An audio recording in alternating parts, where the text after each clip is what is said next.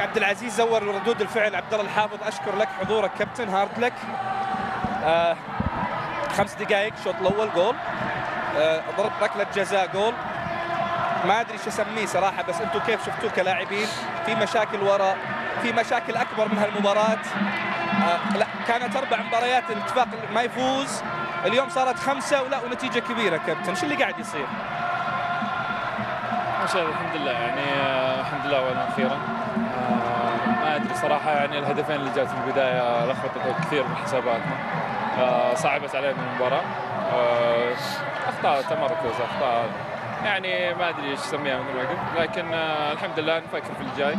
مباراه 3 نقاط خسرناها، نشوف اخطائنا نصححها.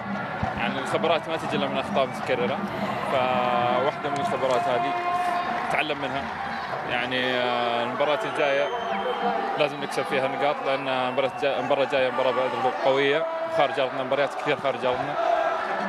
المباراه كانت صعبه لكن الحمد لله على كل حال. كابتن الاخطاء المتكرره نعم تكسب خبرات، ولكنها يعني تتكرر الى الحد اللي تزعل فيه الجماهير الاتفاقيه. اليوم بصراحه كابتن انا عارفك صريح، فارق امكانيات، التعاون فاز عليكم بامكانياته انه اكبر من امكانيات الاتفاق؟